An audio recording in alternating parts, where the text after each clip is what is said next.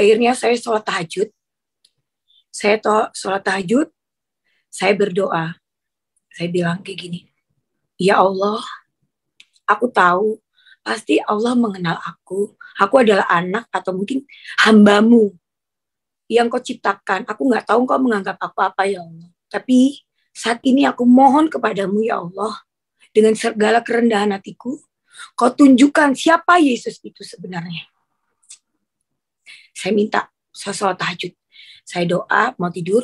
Saya doa lagi, sekali lagi. Saya bilang, ya Allah, ya Tuhanku, coba tunjukkan siapa Yesus itu.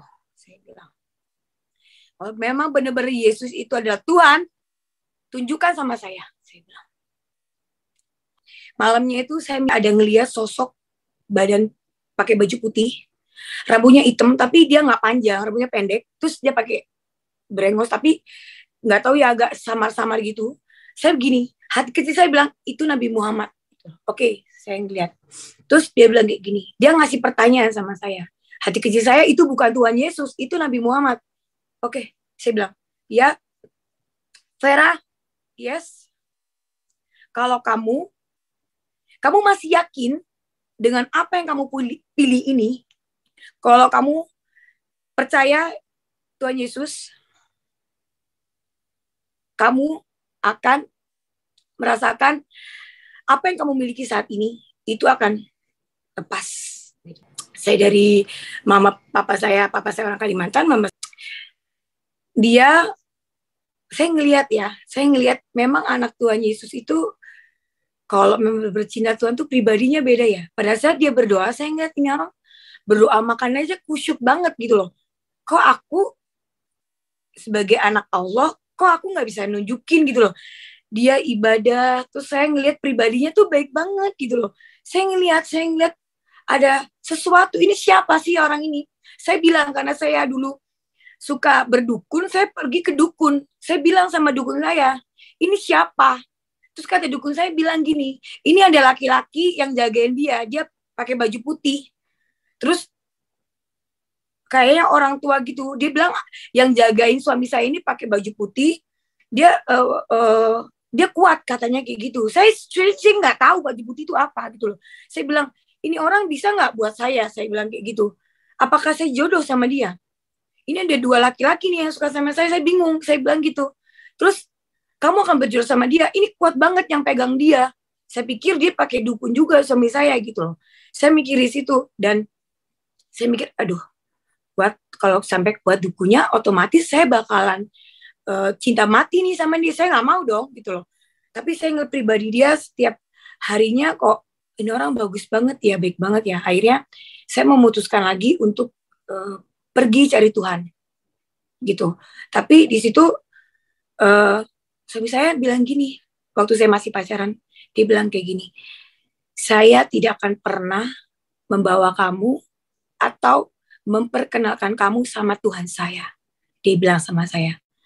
Itu yang selalu saya ingat. Dan saya nggak mau kamu kenal Tuhan saya karena saya. Tapi saya mau kamu kenal Tuhan saya dari kamu sendiri. Pada saat nanti saya mati, kamu akan tetap berjalan dengan Tuhan gitu. Suami saya bilang kayak gitu. Saya ini cowok sombong banget sih gitu loh. Kayak gitu aja nggak bisa. Akhirnya dia tuh itu berapa bulan ya, sekitar 2 bulan saya bergelut.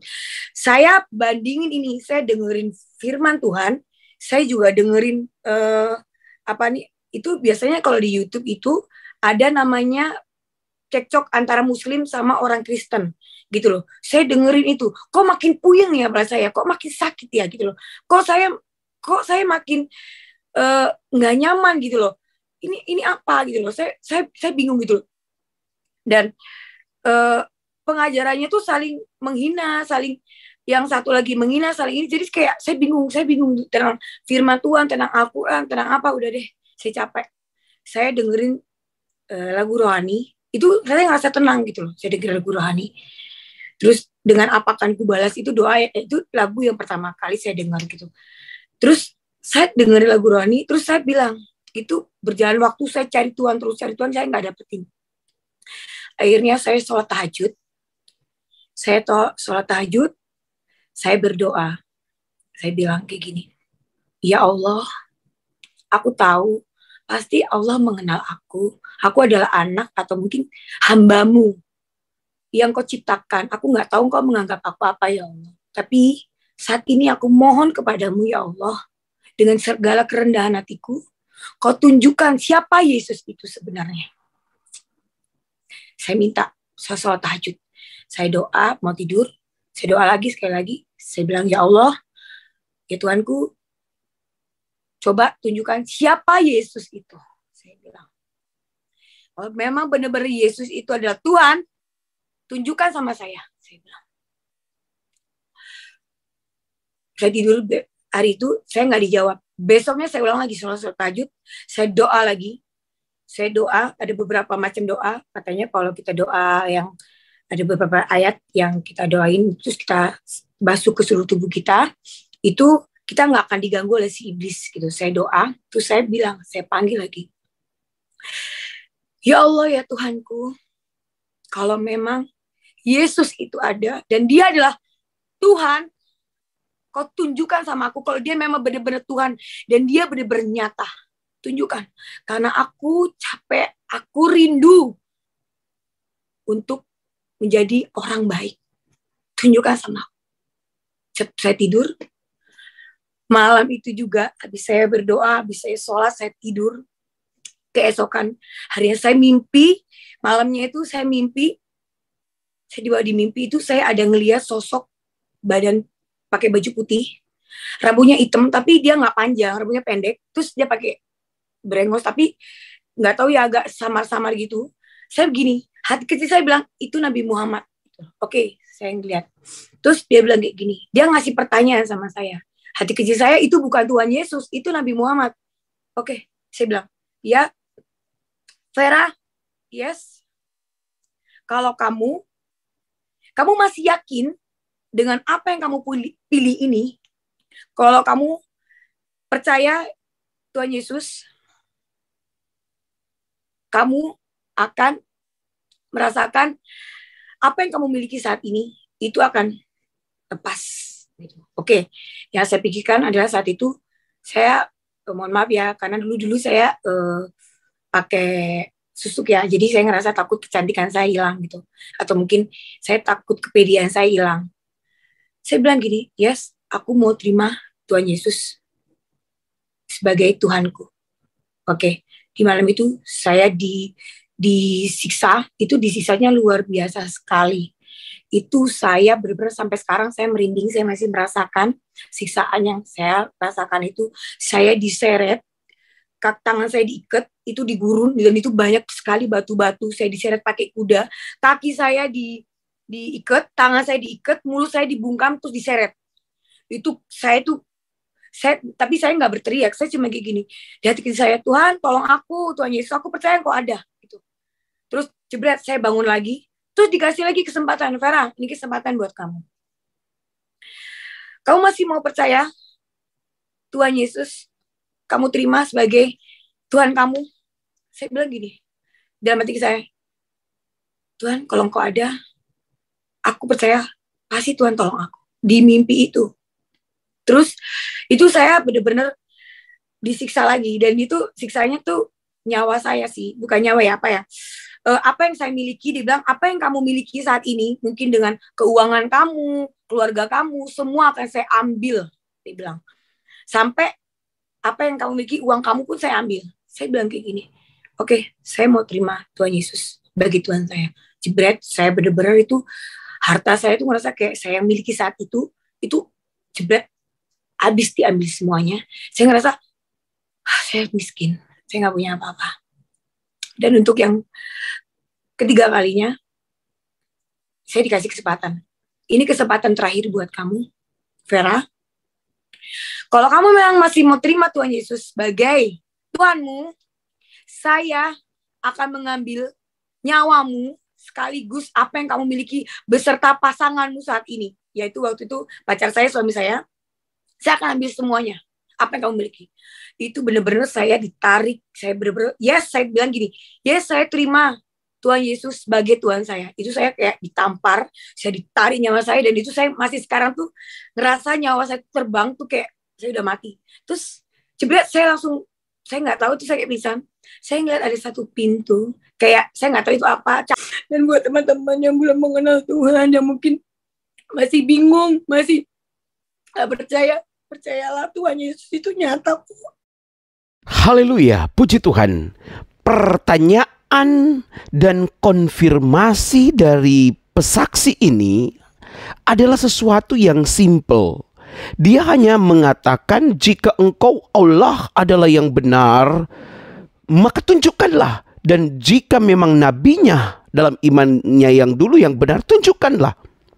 Saudara-saudara, ketika dua-dua itu datang seakan-akan, akhirnya dia mengkonfirmasi. Dengan jelas di situ dikatakan bahwa jika engkau tidak percaya kepada Yesus, jika engkau tidak mau mempercayai aku, kamu akan disiksa, kamu akan dihukum. Memang Alkitab sudah mengatakan begitu. Yohanes 3 ayat 16, setiap orang yang percaya dan mengaku Yesus Kristus adalah Tuhan dan Juru Selamat, pasti selamat. Tetapi yang tidak mau mengaku dia, yang tidak menerima dia, di ayat 18-19-nya, di situ dinyatakan ada satu hukuman yang mengerikan, yang akan menimpa setiap orang yang menolak kebenaran bahwa Yesus Kristus adalah Tuhan. Nah, tentu ini sangat mengejutkan kita. Bagaimana mungkin mereka sedang berdoa kepada Allah mereka sedang berdoa dengan cara yang dituntun oleh ajaran agama mereka, tetapi bagaimana Yesus yang datang? Karena hati mereka meminta, Tuhan siapa yang benar? Tuhan siapa yang berkuasa? Maka Tuhan yang berkuasa, Tuhan yang benar itulah yang menampakkan diri, yaitu Yesus Kristus. Nah, bagaimana kisah kesaksian ini yang luar biasa? Silakan saudara ikuti video fullnya dan semoga saudara diberkati Tuhan. Bagikan terus tayangan-tayangan kami kepada sekalian banyak orang supaya mereka diberkati oleh Tuhan. Haleluya. Terima kasih untuk waktunya, udah memberikan ke saya kesempatan untuk bersaksi tentang kebaikan Tuhan yang sudah saya alami dalam keluarga saya dan hidup saya terutama. Dan jujur ini pertama kali saya kesaksian tentang hidup saya. Sungguh sangat nervous. Yes, nervous karena pertama kali saya bersaksi tentang hidup saya yang dari kecil, yang orang gak pernah tahu. Dan saat akan bersaksi bagaimana tentang hidup saya dulu dan sampai saya diselamatkan dan terima Tuhan Yesus sebagai Juru Selamat. Baik, kalau gitu saya akan mulai. Pertama-tama saya adalah anak dari kedua orang tua saya. Saya dari papa saya orang Kalimantan, mama saya orang Jawa. Jadi seperti dibilang kayak blasteran ya, cuman saya arahnya ke papa saya. Jadi saya darah Kalimantan. Keluarga saya turun dari keluarga Muslim.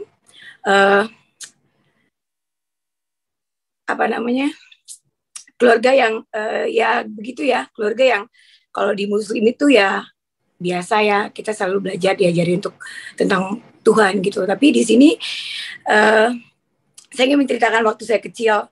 Saya ditinggal sama orang tua saya itu di umur 3 tahun. Di umur 3 tahun, saya nggak tahu alasannya apa, karena saya ditinggalkan orang tua saya. Maaf, saya sedikit bukan kecewa, cuma sedikit mengenang masa lalu. Jadi bukan saya kecewa, tapi saya ingin mengenang masa lalu karena ini berat banget kayak cerita. Tapi ini harus diceritakan karena ini untuk kemuliaan Tuhan gitu. Dan ini saya waktu kecil ditinggal sama papa saya, mama saya di umur 3 tahun. Saya dirawat oleh paman saya, tante saya yang di Jawa. Jadi semasa kecil saya, jujur saya kurang sekali namanya kasih sayang. Saya kurang namanya pelukan seorang ayah dan ibu, dan saya kurang namanya perhatian. Dari saya kecil itu saya selalu diberikan saya selalu nggak pernah saya dibuat beda oleh keluarga saya. Saya dibedakan oleh keluarga saya nggak pernah disayang, saya ngerasa anak yang dibuang gitu.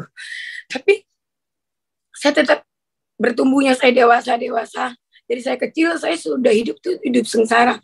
Dari umur 6 tahun itu ajaran saya tuh ajaran kayak kepolisiannya. Itu udah pukulan, tamparan, kayak kayu yang sebesar ini tuh udah sering banget saya rasakan. Setiap ada kesalahan sedikit yang terjadi dalam kehidupan saya tuh, saya selalu dapat pukulan. Terus Selang itu yang panjang itu kadang suka dilemparkan ke muka saya, ke kepala saya, ke badan saya. Jadi siksaan demi siksaan yang saya rasakan dari saya kecil sampai saya dewasa itu, saya ngerasain ini nggak adil buat saya. Kenapa aku diperlakukan seperti ini? Mana ayahku, mana ibuku? Sebelum lagi hinaan yang saya masih kecil, saya nggak tahu apa-apa, saya dihina oleh keluarga saya. Kalau saya dibilang anak haram, itu saya kayak saya nggak tahu apa-apa. Kenapa saya dibilang anak haram? Dan papa mama saya itu ada, kenapa saya masih dibilang anak haram gitu? Belum lagi saya pernah dilempar pakai pisau gara-gara kesalahan. Kesalahan yang saya bikin bukan kesalahan yang bagaimana fatal, enggak. Saya lupa untuk nyapu, saya lupa untuk ngepel, ataupun saya lupa untuk nyuci baju. Itu saya udah dipukul pakai sapu, saya dipukul pakai selang, saya dimaki-maki, saya keluar semua kata-kata kotor yang hinaan yang membuat saya kepala saya itu sakit gitu. Tapi saya terus berjalan saya karena saya belum ngerti, karena itu masih umur, saya merasakan umur itu udah di umur 5 tahun, saya udah merasakan pukulan itu di umur 5 tahun, saya udah yang sangat berat itu saya udah ngerasain. Sampai saya bertumbuh dewasa di umur saya 4 tahun, dulu saya dirawat sama nenek saya, almarhum nenek saya meninggal, dan itu beliau juga sangat kejam sekali didikannya, kayak tidak ada kata ampun. Jadi saya ini udah terbentuk dari keluarga yang mentalnya tuh kuat banget, karena saking seringnya dipukul, kesalahan dikit aja dipukul gitu loh. Saya ngerasa pengalaman saya itu kayak berat sekali. Saya selalu berdoa. Sama dulu waktu saya di sebelah, jadi waktu saya ngikut di agama Muslim, saya merasa berdoa, saya bilang, ya Allah, saya masih kecil, itu sekitar umur 6 tahun, masih ingat banget, saya minta, saya berdoa, ya Allah, tolong kirimkan mama papa saya kangen, saya rindu, saya pengen dipeluk, aku sakit. Saya ngerasa ini nggak adil gitu. Tapi saya harus berjuang. Saya harus berjuang cari uang buat sekolah saya. Saya harus berjuang buat hidup saya gitu.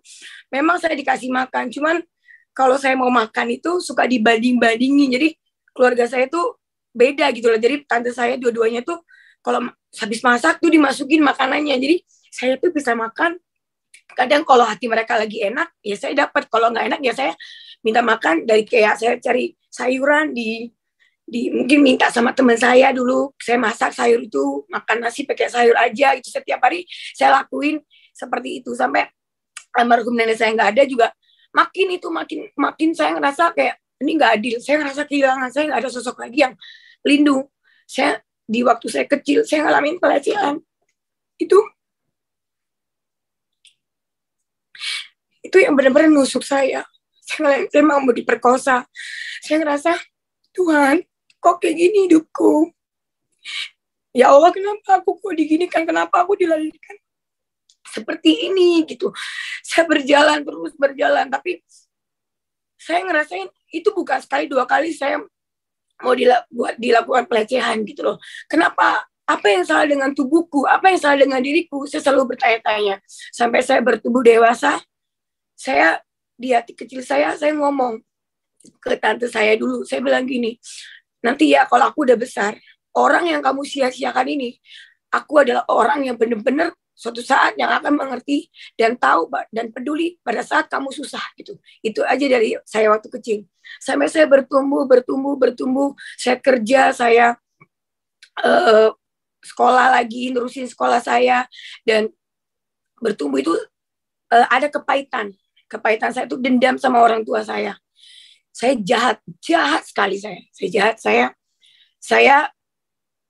pengen cari laki-laki yang kaya, tujuan saya. Kenapa? Kalau saya kaya, saya nggak direndahkan orang. Kalau saya kaya, orang nggak memandang saya sepele. Kalau saya kaya, saya bisa membeli apa yang saya mau, karena dari kecil saya nggak pernah dapetin apa yang saya mau. Gitu. Kalau saya kaya, saya bisa membeli orang-orang yang mengatakan kotor tentang saya gitu. Saya suka bilang kayak gitu. Dan bertumbuh dewasa, dendam.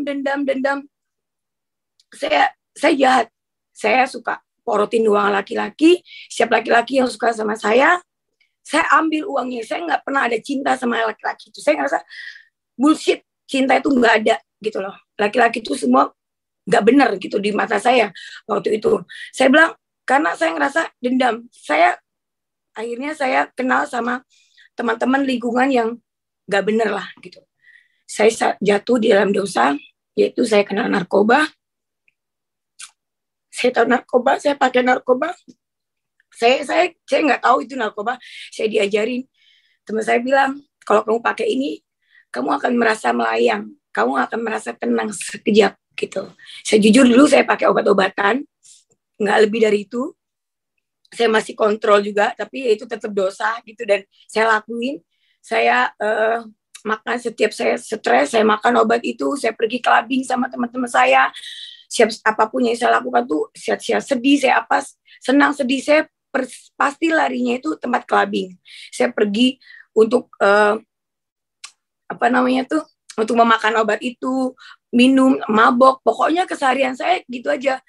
Besoknya lagi bangun gitu lagi, pokoknya habis setiap apa yang saya lakukan itu, otak saya cuman bagaimana laki-laki ini saya porotin tanpa saya harus buka baju, saya harus ambil nih uang orang ini gitu loh. Saya selalu pikiran saya kayak gitu karena saking dendamnya saya sama laki-laki gitu. Saya dendamnya sama orang tua saya. Singkat cerita, saya bertumbuh dewasa, semakin hari semakin semakin terluka hati saya. Saya nggak merasa nyaman, saya nggak merasa tenang, saya nggak merasa damai. Saya makin ngelakuin, saya cari kebahagiaan sejati itu di mana gitu. Saya cari, saya kerja, saya cari uang. Dulu saya dipakai di satu perusahaan termasuk besar perusahaannya, dan saya sebagai sekretaris dan di situ saya belajar untuk untuk mengenal ataupun mungkin menjadi pribadi yang baik gitu loh, nggak kehilangan arah. Saya belajar, tapi tetap lingkungan saya itu semua itu nggak benar, semua tuh kenal narkoba, semua tuh kenal namanya seks bebas gitu. Akhirnya saya jatuh dengan namanya seks bebas. Jujur, waktu saya gini, saya setiap dipegang atau disentuh laki-laki, saya ngerasa takut, saya ngerasa jijik dan tubuh saya gitu. Saya ngerasa karena saking saya bencinya waktu saya masih kecil itu, saya hampir dinodai dan saya diperlakukan nggak baik.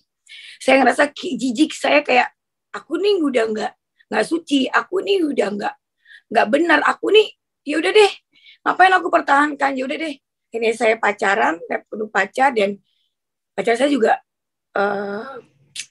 orangnya juga nggak benar juga gitu loh. Jadi mantan saya dulu dia jatuh dalam dosa dan dia mengenalkan saya lebih dalam lagi tentang narkoba. Dan saya tahu namanya perselingkuhan, saya tahu namanya seks bebas. Makin dalam saya mengenal artinya dosa. Dan itu saya jujur, saya nggak bisa ngomong kok saya ada di lingkupan ini gitu loh. Saya ngelihat saya disakiti lagi oleh mantan saya dilukai, dihancurkan lagi, semakin dendam lagi. Akhirnya saya putus, saya dendam lagi sama mantan, saya ketemu pacar lagi yang kedua, itu juga saya disakitin, dilukai lagi, saya dendam lagi, semakin hari semakin dendam, semakin hari semakin dendam. Pokoknya saya hancurin badan saya ngerasa nggak ada yang sayang sama saya, nggak ada yang peduli sama saya. Meskipun orang tua saya sekalipun yang melahirkan saya, dia nggak pernah peduli sama saya. Oh ya mama saya, oh ya mikir nggak sih anaknya ini udah bisa makan, udah bisa ngapain, oke, itu sedikit pun orang tua saya nggak ada ingat sama saya. Saya bingung, kenapa kamu membiarkan aku seperti ini? Kamu tahu nggak, saat ini aku dilukai loh sama laki-laki, saat ini aku disakitin loh sama laki-laki. Kemana kalian itu loh? Dan benar, pada saat saya di umur 23 tahun, saya 22 sampai saya lupa 21 atau 23 tahun gitu, saya ketemu orang tua saya.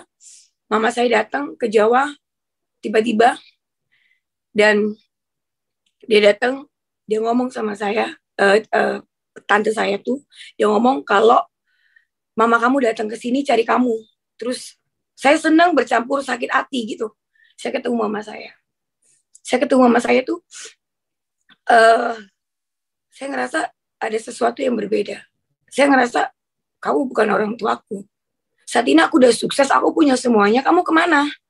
gitu loh. Saya mikir waktu saya masih dulu, waktu saya mengenal sebelum kenal Tuhan, saya ngerasa kamu kemana gitu loh. Tapi mama saya bilang, kamu pulang, papa kamu sakit keras. It's okay, aku pengen tahu wajah orang tuaku seperti apa. Jadi saya pulang, saya lihat mama saya, oke, saya ngelihat papa saya berangkat lagi ke Kalimantan. Saya ngelihat papa saya, dan dia memang, saya lihat dia kayak memang rindu sama saya. Cuman ada sesuatu yang terhalang dalam diri saya. Siapa papa saya sentuh, saya ngerasa jijik. Saya ngerasa, saya takut, saya nggak mau nanti ada laki-laki yang menodai saya. Pikiran saya tuh selalu kayak gitu, trauma yang mendalam yang membuat saya takut gitu. Jadi saya ketemu papa saya bukan ketemu secara baik ya. Saya dilukai sama papa saya lagi. Papa saya punya istri lagi dan punya anak. Yang saya pikirkan pada saat itu, kenapa Papa nggak jemput aku? Kenapa Papa nggak cari aku? Kenapa Papa lakuin ini sama aku? Kenapa Papa saat ini baru cari aku pada saat aku udah bisa kerja, aku bisa cari uang sendiri? Dan kenapa Papa menikah, dan Papa kenapa punya anak, dan Papa nggak pernah meninggalkan anak Papa ini? Saya cuma bilang kayak gitu. Papa saya cuma jawab kayak gini. Dia selalu menyalahkan orang tua saya yang perempuan. Mereka saling menyalahkan. Saya cuma bilang kayak gini. It's okay, saya terima apa yang kalian katakan. Cuma yang saya paling benci, kenapa Papa punya istri lagi? Papa nggak pernah kasihan ya sama aku gitu loh. Aku anak perempuan satu-satunya, tapi Papa nggak pernah ngelihat aku. Di waktu itu di pikiran saya seperti itu. Saya dendam sama bapak, saya marah, saya maki, sampai mau saya bunuh bapak saya. Saya sakit hati, saya maki-maki dengan kata kotor-kotor sama bapak saya. Pokoknya semua kata-kata kebun binatang tuh keluar buat bapak saya, sampai saya mau bunuh bapak saya gitu. Mama saya pegang kaki saya sama nenek saya yang ada di Kalimantan itu, yang ini mamanya papa saya gitu. Dia bilang jangan gitu. Saya dendam. Nggak berguna kamu jadi orang tua. Apa sih salahnya kamu tuh kasih cinta sama aku?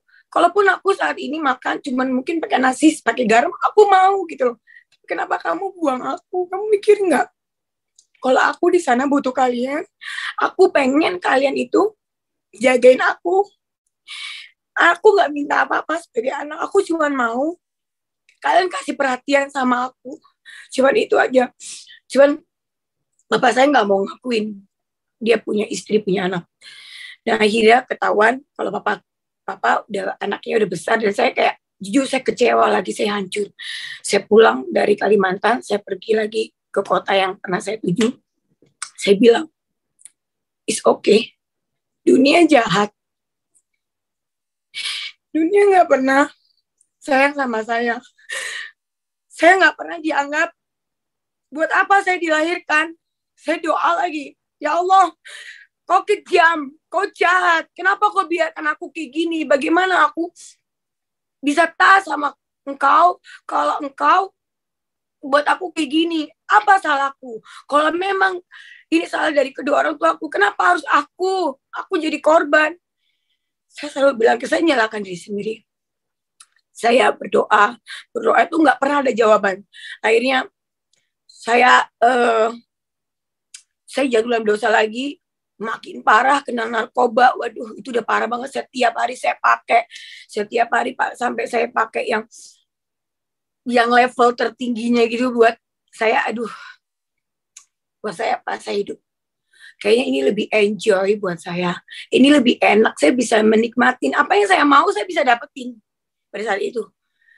Oke, saya nikmatin semua. Saya udah nggak mikirin orang tua saya, tapi tetap komunikasi ada. Dan akhirnya saya bawa mama saya untuk pergi ke tempat saya untuk temenin saya. Nggak sampai di situ, setiap hari saya ribut sama mama saya karena mama saya ini kok nggak jadi ibu yang baik ya. Semakin hari sama saya semakin ribut, semakin hari sama saya semakin nyumpahin, semakin hari sama saya kok saya nggak berguna jadi anak. saya diomongin ke tetangga, saya diomongin kalau saya ini anak yang nggak baik. Salah saya apa gitu loh. Saya nggak pernah tahu. Saya pengen cuma mama tuh sayang sama saya. Udah deh mama nggak usah peduli sama papa. Mama fokus ke aku aja. Papa tuh udah ngelukain hati kita gitu. Saya tuh pengen mama tuh udah lupa. Tapi mama tuh nggak mau. Mama tuh tetap fokus ke papa. Saya udah makin sakit hati sama mama saya. Oke, berarti saya udah tahu nih. Kalau saya bukan anak yang berharga di mata kalian. Oke, saya hancur lagi. Saya narkoba, saya kuat. Saya pergi setiap hari. Pagi, siang, malam saya pergi. Saya nggak pulang-pulang. Dan suatu ketika saya ketemu sama teman saya, dia ngajarin saya untuk sabar gitu, ngajarin saya untuk kuat gitu. Tapi saya selalu bilang, saya nggak kuat, saya nggak sanggup gitu.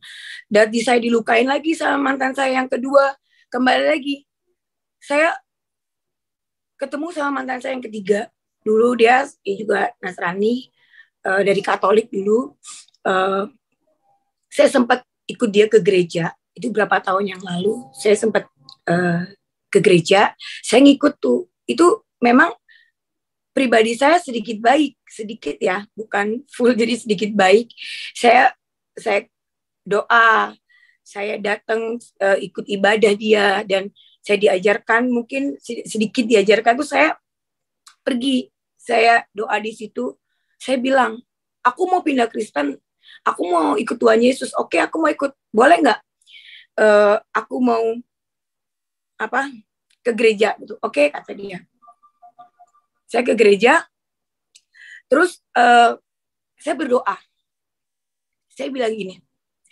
Saya ngeliat gereja. Saya doa. Itu di depan patung Bunda Maria. Saya doa gini. Bunda Maria, kalau memang engkau nyata dan hidup, aku mohon padamu, kau jamah aku, engkau tunjukkan kalau memang kamu ada. Gitu. Saya doa, biar aku nih cepet ditobatin ini, karena aku nggak bisa terus-terusan kayak gini, aku capek. Tapi doa saya nggak dijawab. Sampai berikutnya saya ikut ibadah berikutnya, saya doa. Saya bilang gini, saya doa di depan situ, saya bilang, Tuhan Yesus, kalau memang engkau ada, coba tunjukkan ke aku. Aku pengen lihat wujud aslimu gitu loh. Kalau kau memang Tuhan, coba tunjukin ke aku. Tapi benar, saya nggak ditunjuki sama sekali sosok yang saya mau gitu. Akhirnya saya datang lagi, saya berdoa nggak dapat juga jawaban. Akhirnya saya putusin, udah deh, Tuhan Yesus tuh nggak ada. Saya bilang nggak ada, Tuhan Yesus tuh tidak ada. Saya selalu nggak ada. Akhirnya saya ketemu sama Ustadz, dan itu saya kembali lagi nih, saya udah nggak mau lagi kenal Tuhan Yesus. Saya datang lagi ke kelompok teman saya pengajian. Saya bilang, saya ngumpul sama teman-teman saya, diajarin tentang ini tentang pengajian, bla bla bla. Saya kembali lagi ke situ, dan saya sempat berhijab. Saya hampir pakai cadar dulu, dan saya hampir menikah sama Ustadz itu. Kebetulan Ustadz itu dulu punya istri, dan di situ saya bingung ya. Saya mikir gini, nah kalau aku jadi yang kedua, saya bilang gini, aku pasti akan dilukai lagi, karena itu nggak akan enak. Saya bilang, saya belajar ilmu agama sama dia, saya nggak pernah merasakan Tuhan itu di mana. Saya cari-cari Tuhan itu nggak dapat gitu loh. Di situ saya nggak dapat, bener-bener saya zonk, saya nggak pernah dapetin Tuhan itu di situ. Jadi, tapi saya tetap ibadah, saya tetap sholat, saya tetap doa itu. Akhirnya ini saya putusin, udah berapa bulan ini saya udah pakai hijab, saya putusnya saya lepas lagi. Kembali lagi saya lepas, makin bandelnya minta ampun. Yang tadinya 2 kali lipat, sekarang 3 kali lipat saya makin bandel. Saya nggak menemuin sosok Tuhan itu seperti apa. Udah, kayaknya Tuhan memang nggak ada, saya bilang. Tuhan itu nggak ada, saya bilang. Akhirnya saya pacaran, untuk kesekian kalinya pacar saya nyakitin saya lagi. Oh, itu sakitnya luar biasa. Itu dahsyat banget, saya sakit. Saya ngerasa udah nggak mikirin hidup saya lagi. Saya udah mau bunuh diri. Kenapa semua dilimpahkan ke saya gitu loh. saya sampai mau bunuh diri. Cuman kenapa papa saya kayak gini? Laki-laki yang saya banggakan juga dari dulu sampai sekarang tuh yang saya pengen jadi imam, kenapa kok kayak gini? Saya rasa waktu itu gak ada yang peduli sama saya. Walaupun mama saya ada di rumah, mama saya gak sayang sama saya. Mama saya cuma mikirin papa saya. Dia cuma mikir kayak gitu, gak ada yang sayang sama saya. Tuhan gak ada, semua gak ada. Jadi aku dilahirkan cuma untuk dihina, dimaki, dan dunia pun juga ikut memaki saya, membenci saya gitu. Di situ saya benci, saya hancur, itu parah banget, itu makin parah. Saya mau bunuh diri, sampai saya pingsan, saya minum obat, saya minum Baygon, saya tangan saya mau loncat. Aduh, itu saya udah berapa kali saya lakukan. Tapi saya ada satu yang selalu mengingatkan saya, hati saya tuh rasa dijamah, tapi saya nggak tahu itu siapa yang membuat saya tenang gitu. Saya mau bunuh diri, ada angin gitu dingin, tapi saya tuh kayak sosok putih. Ya kalau dulu kan saya, karena saya hidup di dalam yang tidak benar, ya saya mikir itu gitu loh. Dan saya di sini juga jatuh dalam dosa. Saya ikut perdukunan. Saya kenal susuk, saya kenal dukun, saya terkenal ibaratnya saya ini langganannya dukun ya, maksudnya hampir tiap hari atau tiap minggu itu pasti saya nggak pernah off. Saya tahu dukun yang terbaik itu saya pasti datengin gitu loh. Saya datengin dukun, saya makan kayak berlian gitu, terus saya pakai susuk, saya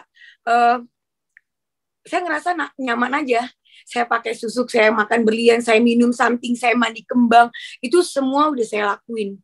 Dan oke, saat itu saya ngerasa tenang, tapi sebentar. Tapi saya ngerasa ini nggak benar gitu loh. Kayak saya tuh cari uang, habisnya tuh ke dukun aja. Jadi nggak ada hasil sama sekali. Susuk itu juga nggak, maksud gini, kayak intimidasi kalau ini aktif dalam diri saya. Saya sampai pernah pakai susuk pocong, sampai saya pernah hal-hal yang buruk itu yang mungkin nyawa taruhannya itu saya lakukan untuk mendapatkan laki-laki, atau mungkin bukan saya dukuni laki-laki ya, tapi untuk diri saya, biar laki-laki itu terpana sama saya, biar tergoda sama saya, biar bukan saya yang cinta dia, tapi dia yang cinta saya, yang dia benar-benar berkorban. Yes, memang benar. Pada saat itu semua laki-laki tunduk dengan saya gitu loh. Tapi ada sesuatu yang buat saya terluka. Di sini saya jadi budak iblis gitu. Kalau saya nggak pergi ke dukun, saya tuh kayak haus dan lapar itu makan bunga kampil. Jadi kalau saya nggak makan bunga itu rasanya ada sesuatu dalam diri saya. Saya ngerasa saya marah-marah, saya merasa saya nggak nyaman, saya kayak parah banget tuh saya tuh. Jadi kalau saya nggak makan bunga itu ada sesuatu dalam diri saya gitu loh. Dan singkat cerita, waktu itu saya punya mbak, waktu saya di rumah saya yang lama, itu ada mbak ngelihat saya, sampai dia, karena kan saya tidur sendiri waktu itu, saya masih gadis, tidur sendiri di kamar saya ditemenin sama dua mbak saya. Dia mau ke toilet nggak berani, karena katanya saya tuh didampingin satu sosok perempuan, yang satu peluk saya, yang satu lagi dia berdiri dan rambutnya tuh panjang banget. Dan mereka tuh nggak berani sama sekali gerak, karena lihat sosok makhluk itu yang ngelonin saya gitu loh. Dan saya nggak percaya, saya bilang saya nggak percaya. Tapi benar, setiap orang yang kerja sama saya, dia ngelihat di badan saya itu ada yang ngikutin saya, sosok perempuan gitu loh. Dan itu sosok yang saya pakai tadi itu, yang kuntilanak, yang istilahnya kalau orang Indonesia saya nggak tahu itu kuntilanak atau apa. Dan itu yang memang yang melingkupi saya. Jadi saya kalau nggak makan bunga kantil, kalau saya nggak hancurin hati laki-laki, kalau saya nggak berbuat jahat, itu ada sesuatu yang lain di dalam hidup saya gitu loh. Singkat cerita, saya terus bergejolak dari perdukunan, seks bebas, sampai saya ngelakuin narkoba, kenal semuanya. Itu saya benar-benar dosa yang luar biasa tuh udah saya alamin gitu loh. Singkat cerita, udah saya capek banget. Tuhan, aku capek, aku lelah. Ya Allah, aku lelah, aku capek gitu loh. Kenapa sih aku mau mati aja susah banget. Udah saya tintangan juga nggak mati. Udah minum Baygon kenapa nggak mati-mati. Maunya apa sih? Maunya aku disiksa di dunia ini. Kurang apa lagi aku disiksa. gitu loh. Jadi saya bilang, saya nyalain, ya Allah kamu kok kayak gini sih, kayak gini, saya nyalain diri sendiri. Saya sholat lagi, nggak ada jawaban. Saya bilang kayak gini, oke, kau nggak ada Tuhan, kau memang nggak ada, kau Tuhan itu memang nggak ada. Kalau kau ada, kau pasti dengarkan aku. Saya sholat, semua sholat itu saya lakuin, dari sholat bermacam-macam sholat, 5 waktu saya lakuin, sholat tahajud, sholat istiqoroh, sholat semua sholat, sampai sholat tasbih apa semua saya lakuin yang diajarin oleh dulu ustadz yang pernah ngajarin saya, semua saya lakuin. Itu nggak ada jawaban satupun. Dan akhirnya saya saya udah hopeless, saya udah ikhlasin aja deh, siapapun laki-laki yang mau nikah sama saya nanti, saya minta sama Tuhan. Dalam hati saya lagi mabuk itu, teman saya masih inget banget, aku pasti nikah sama laki-laki yang masih lajang dan dia cinta Tuhan. Saya ngomongnya Tuhan bukan Allah, dan ini cinta Tuhan. Dan teman saya itu, sahabat saya, dia masih ingat, kamu ingat gak, ini tuh waktu kamu lagi mabuk, kok nyebutin ini loh gitu loh. Dan dia tuh ngomong, kalau saya nanti akan nikah sama ini gitu loh. Dan kerinduan saya memang saya pengen nikah sama orang yang takut sama Tuhan gitu, karena saya butuh itu gitu loh. Dan singkat cerita, saya ketemu sama mantan pacar saya, yaitu suami saya.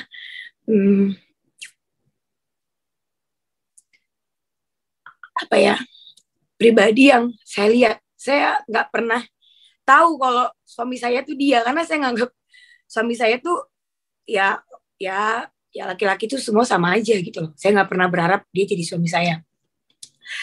Awalnya dulu temennya yang suka sama saya, tapi ternyata suami saya juga ya mungkin jodoh ya gitu loh. Jadi singkat cerita udah kita ngobrol lewat online gitu. Jadi akhirnya suami saya datengin saya 1 bulan, kita komunikasi, datengin saya ke kota yang pernah saya tinggalin.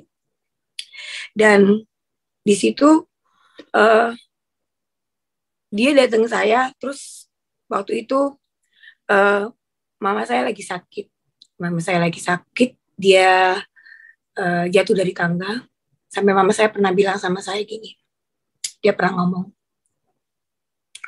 kalaupun kamu masuk Kristen, saya nggak akan pernah nganggap kamu anak saya. Dan kalau aku mati, haram bagi aku kau sentuh aku. Itu hancur hati saya, jujur. Kamu nggak pernah ngurusin aku, kamu haramkan aku. It's okay, nggak apa-apa. Saya di saat itu saya ngusir mama saya. Saya suruh mama saya pergi dari rumah saya, karena itu hak saya. Saya bilang saya ribut besar-besar sama saya.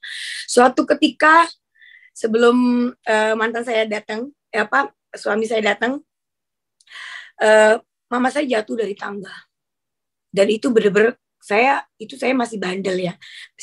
Dan itu saya lagi pergi keluar kota sambil kerja sambil dugem, lagi mabuk berat. Saya dengar mama saya jatuh, saya pulang langsung hari itu juga, langsung saya larikan mama ke RS, dan tempurung mama pecah. Itu bener-bener parah banget, kata dokter itu parah luar biasa gitu. Tapi Tuhan itu dahsyat banget sih, luar biasa. Habis itu saya ketemu suami saya, dia datang ke kota yang ditujunya. Saya ngelihat memang anak Tuhan Yesus itu kalau memang bercinta Tuhan tuh pribadinya beda ya. Pada saat dia berdoa, saya ngeliat ini orang berdoa makan aja kusyuk banget gitu loh. Kok aku sebagai anak Allah, kok aku nggak bisa nunjukin gitu loh. Dia ibadah, terus saya ngelihat pribadinya tuh baik banget gitu loh. Saya ngelihat ada sesuatu, ini siapa sih orang ini? Saya bilang, karena saya dulu suka berdukun, saya pergi ke dukun. Saya bilang sama dukun saya, ini siapa? Terus kata dukun saya bilang gini, ini ada laki-laki yang jagain dia pakai baju putih. Terus kayaknya orang tua gitu, dia bilang yang jagain suami saya ini pakai baju putih, dia kuat katanya kayak gitu. Saya nggak tahu baju putih itu apa gitu loh. Saya bilang, ini orang bisa nggak buat saya bilang kayak gitu. Apakah saya jodoh sama dia? Ini ada 2 laki-laki nih yang suka sama saya bingung. Saya bilang gitu. Terus, kamu akan berjodoh sama dia, ini kuat banget yang pegang dia. Saya pikir dia pakai dukun juga suami saya gitu loh. Saya mikir di situ dan saya mikir, aduh, kalau sampai buat dukunya, otomatis saya bakalan cinta mati nih sama dia. Saya nggak mau dong gitu loh. Tapi saya ngeliat pribadi dia setiap harinya kok ini orang bagus banget ya, baik banget ya. Akhirnya saya memutuskan lagi untuk pergi cari Tuhan gitu. Tapi di situ suami saya bilang gini, waktu saya masih pacaran, dia bilang kayak gini, saya tidak akan pernah membawa kamu atau memperkenalkan kamu sama Tuhan saya. Dia bilang sama saya. Itu yang selalu saya ingat. Dan saya nggak mau kamu kenal Tuhan saya karena saya. Tapi saya mau kamu kenal Tuhan saya dari kamu sendiri. Pada saat nanti saya mati, kamu akan tetap berjalan dengan Tuhan gitu. Suami saya bilang kayak gitu. Saya ini cowok sombong banget sih gitu loh. Kayak gitu aja nggak bisa. Akhirnya dia tuh itu berapa bulan ya, sekitar 2 bulan saya bergelut. Saya bandingin ini, saya dengerin firman Tuhan, saya juga dengerin itu biasanya kalau di YouTube itu ada namanya cekcok antara Muslim sama orang Kristen gitu loh. Saya dengerin itu, kok makin puyeng ya bahasa saya, kok makin sakit ya gitu loh. Kok saya makin nggak nyaman gitu loh. Ini apa gitu loh. Saya bingung gitu loh. Dan pengajarannya tuh saling menghina, saling yang satu lagi menghina, saling ini. Jadi kayak saya bingung tentang firman Tuhan, tentang Al-Quran, tentang apa. Udah deh, saya capek. Saya dengerin lagu rohani, itu saya ngerasa tenang gitu loh. Saya dengerin lagu rohani. Terus dengan apakan ku balas itu doa, itu lagu yang pertama kali saya dengar gitu. Terus saya dengerin lagu rohani, terus saya bilang, itu berjalan waktu saya cari Tuhan, saya nggak dapetin. Akhirnya saya sholat tahajud. Saya berdoa. Saya bilang kayak gini, ya Allah, aku tahu pasti Allah mengenal aku. Aku adalah anak atau mungkin hamba-Mu yang Kau ciptakan. Aku nggak tahu Kau menganggap aku apa ya Allah. Tapi saat ini aku mohon kepadamu ya Allah, dengan segala kerendahan hatiku, Kau tunjukkan siapa Yesus itu sebenarnya. Saya minta, saya sholat tahajud. Saya doa, mau tidur. Saya doa lagi, sekali lagi. Saya bilang, ya Allah, ya Tuhanku, coba tunjukkan siapa Yesus itu. Saya bilang, kalau memang benar-benar Yesus itu adalah Tuhan, tunjukkan sama saya. Saya bilang. Saya tidur hari itu, saya nggak dijawab. Besoknya saya ulang lagi sholat tahajud. Saya doa lagi. Saya doa, ada beberapa macam doa. Katanya kalau kita doa yang ada beberapa ayat yang kita doain, terus kita basuh ke seluruh tubuh kita, itu kita nggak akan diganggu oleh si iblis gitu. Saya doa, terus saya bilang, saya panggil lagi. Ya Allah ya Tuhanku, kalau memang Yesus itu ada dan dia adalah Tuhan, Kau tunjukkan sama aku kalau dia memang benar-benar Tuhan dan dia benar-benar nyata. Tunjukkan. Karena aku capek, aku rindu untuk menjadi orang baik. Tunjukkan sama aku. Saya tidur. Malam itu juga, habis saya berdoa, habis saya sholat, saya tidur. Keesokan harinya saya mimpi. Malamnya itu saya mimpi. Saya di mimpi itu saya ada ngelihat sosok badan pakai baju putih. Rambutnya hitam, tapi dia nggak panjang, rambutnya pendek. Terus dia pakai brengos, tapi nggak tahu ya, agak samar-samar gitu. Saya begini, hati kecil saya bilang, itu Nabi Muhammad. Oke, saya ngeliat. Terus dia bilang kayak gini, dia ngasih pertanyaan sama saya. Hati kecil saya, itu bukan Tuhan Yesus, itu Nabi Muhammad. Oke, saya bilang, ya, Vera, yes. Kalau kamu masih yakin dengan apa yang kamu pilih ini, kalau kamu percaya Tuhan Yesus, kamu akan merasakan apa yang kamu miliki saat ini, itu akan lepas. Oke, yang saya pikirkan adalah saat itu, saya, mohon maaf ya, karena dulu saya pakai susuk ya, jadi saya ngerasa takut kecantikan saya hilang gitu. Atau mungkin saya takut kepedean saya hilang. Saya bilang gini, yes, aku mau terima Tuhan Yesus sebagai Tuhanku.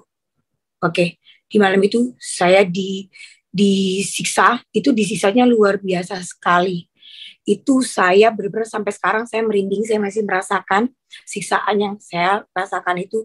Saya diseret, tangan saya diikat, itu digurun, dan itu banyak sekali batu-batu. Saya diseret pakai kuda, kaki saya diikat, tangan saya diikat, mulut saya dibungkam, terus diseret.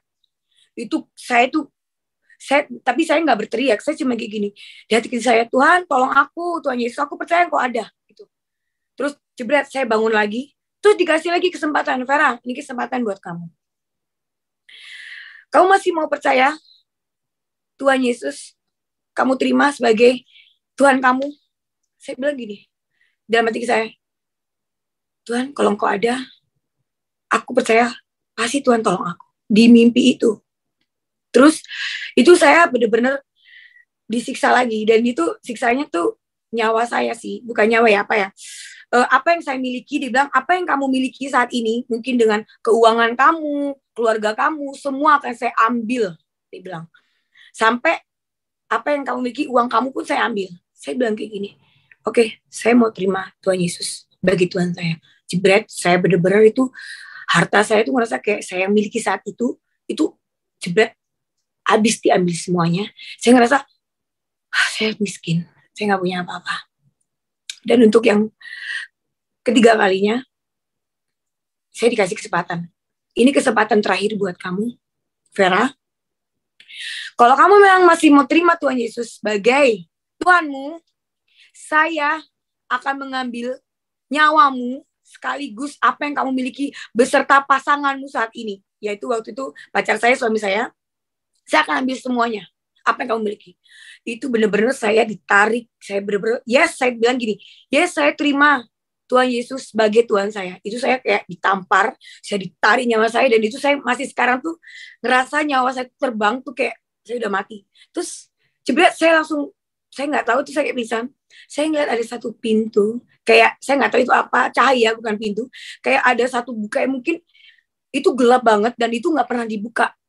Cahayanya itu menerangi saya kayak apa ya, cahaya yang lurus gitu, kayak. Terus saya tuh waktu pingsan saya berdiri, saya ngeliat tuh cahayanya tuh kayak yang awalnya saya ngerasain terangnya itu apa namanya ya, terangnya itu sakit, kok nggak nyaman. Yang ini beda, terangnya tuh membuat hati saya tuh tenang.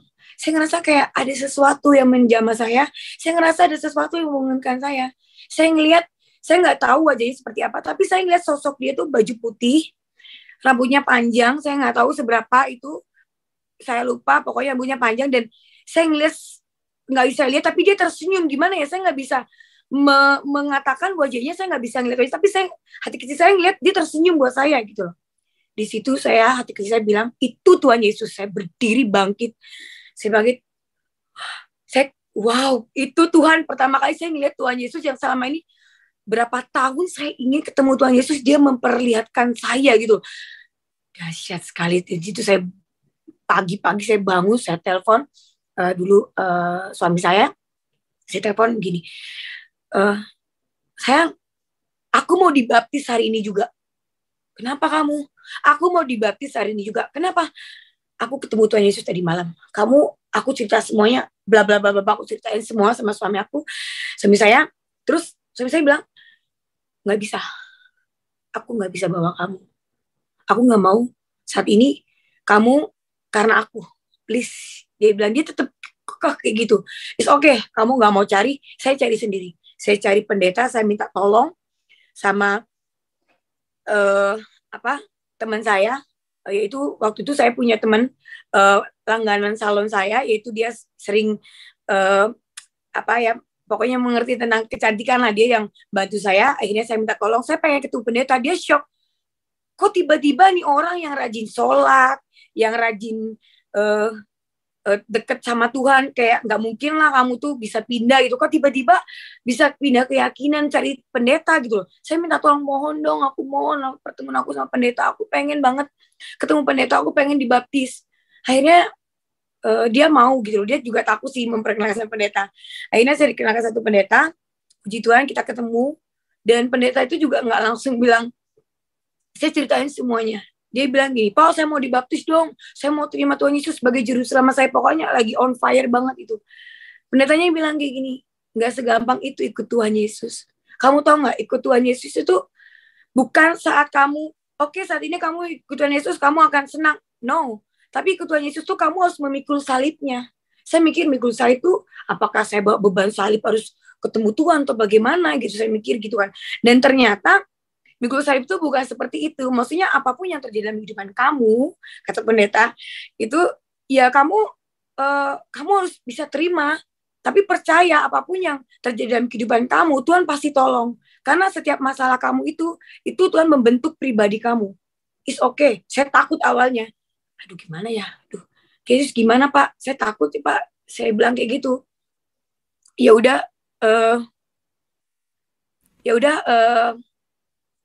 kalau kayak gitu, kamu belajar dulu ya selama 3 bulan. Waduh, saya belajar 3 bulan itu nggak gampang.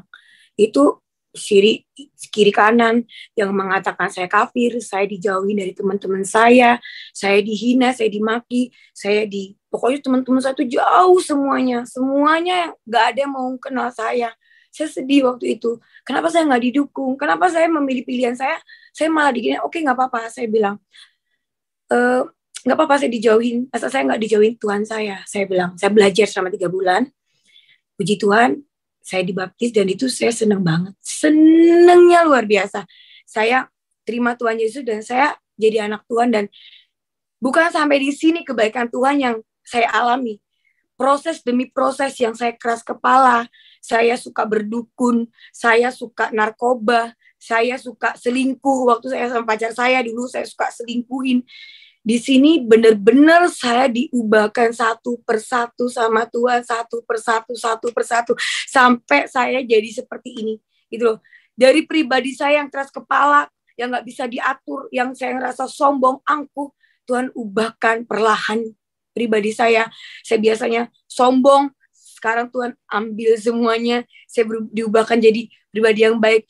Yang kedua, saya suka berdukun, langsung diputuskan, saya ikut pelepasan, dibuang, saya nggak tahu lagi. Saya biasanya kalau sedih saya pergi ke dukun. Kalau sekarang saya kalau sedih saya curhat sama Tuhan, saya pujian, saya baca firman.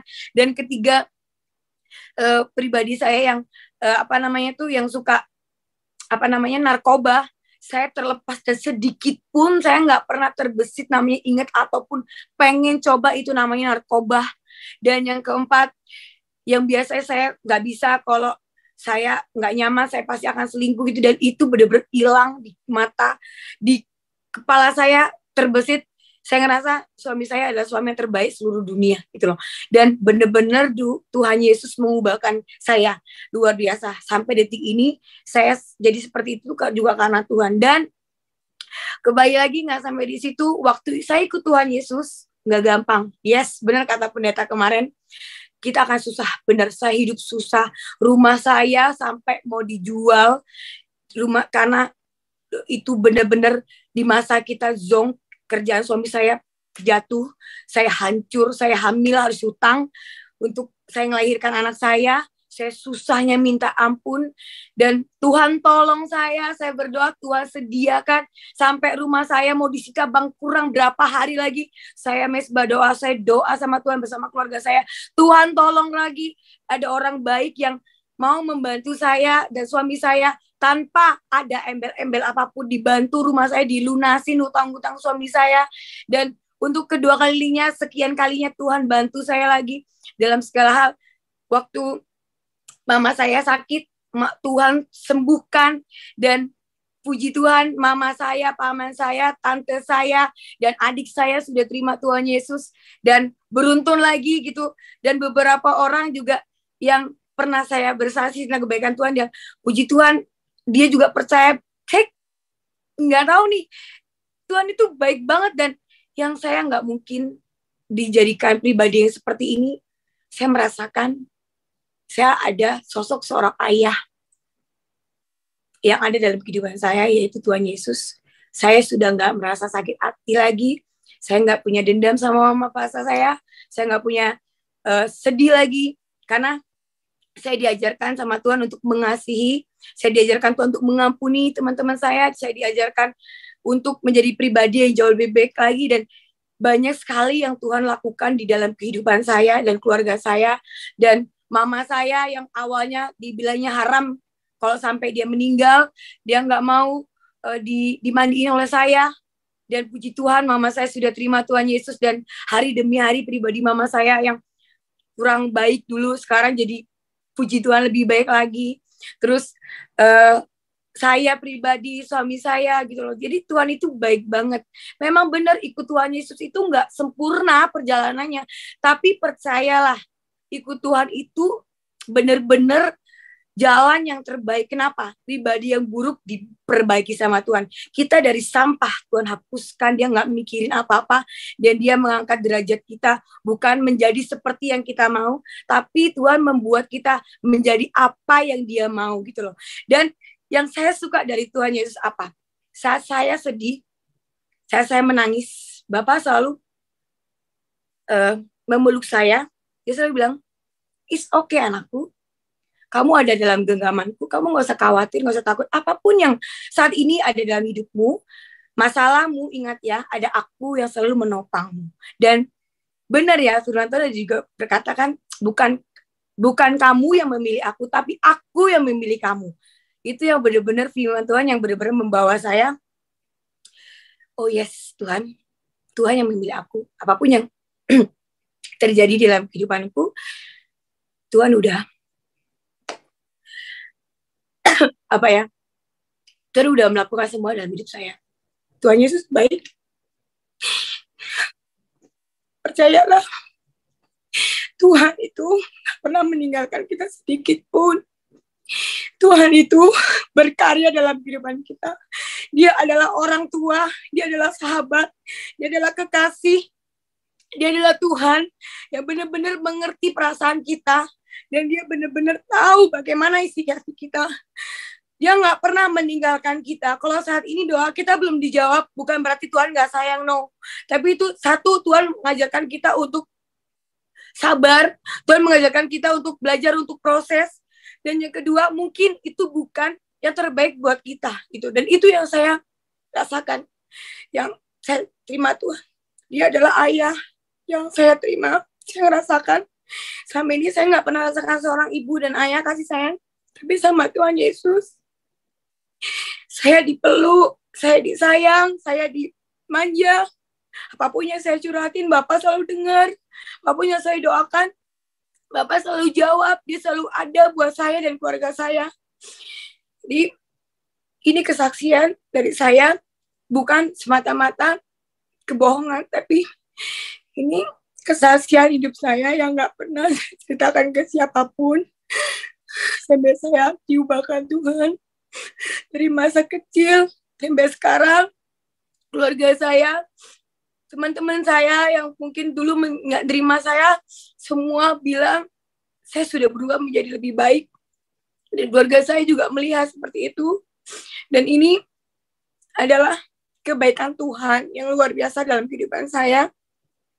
Saya ngomong seperti ini buat teman-teman yang mungkin kehilangan arah, yang sudah kenal Tuhan. Jangan pernah jauh dari Tuhan. Karena Tuhan Yesus itu baik banget. Dia nggak pernah salah. Dan jangan pernah melukai hati Bapak, karena Bapak itu sayang banget sama kita. Dan buat teman-teman yang belum mengenal Tuhan, yang mungkin masih bingung, masih nggak percaya, percayalah Tuhan Yesus itu nyata kok. Dan saya udah menerima semua kebaikan Tuhan. Tuhan Yesus itu ada. Dia selalu ada buat kita.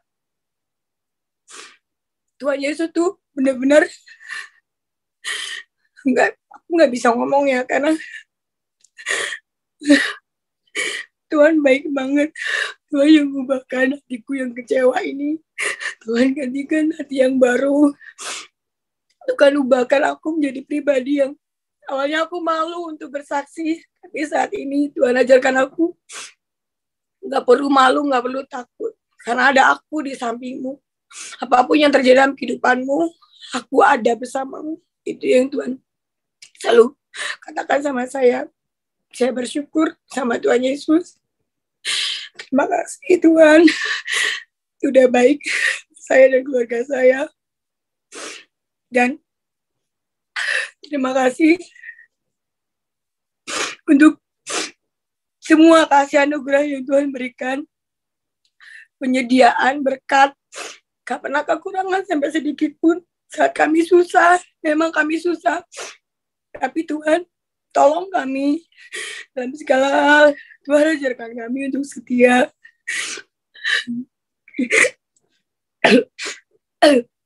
Maaf, saya nangis karena terlalu baik Tuhan buat hidup saya dan keluarga saya. Jadi buat semua teman-teman yang belum mengenal Tuhan, mari saya ajak untuk percaya bahwa Yesus adalah Sang Juru Selamat. Dan yang sudah kenal Tuhan juga jangan pernah tinggalin Tuhan, karena Dia Bapa yang setia, karena Bapa yang mengerti. Saya bersaksi, apapun yang saya katakan saat ini itu benar adanya. Kalau Tuhan Yesus dahsyat buat saya, keluarga saya, dan anak-anak saya. Haleluya. Itu Puji Tuhan, Tuhan memberkati saudara. Subscribe bagi yang belum, like, komen untuk supaya video ini dapat rekomendasikan oleh YouTube ke berbagai akun orang, dan supaya banyak orang mulai mengenal kebenaran dan melihat kebenaran dan mereka percaya kepada Yesus. Bersama, bersatu, kita terus melayani Tuhan. Sampai berjumpa lagi. Shalom, haleluya.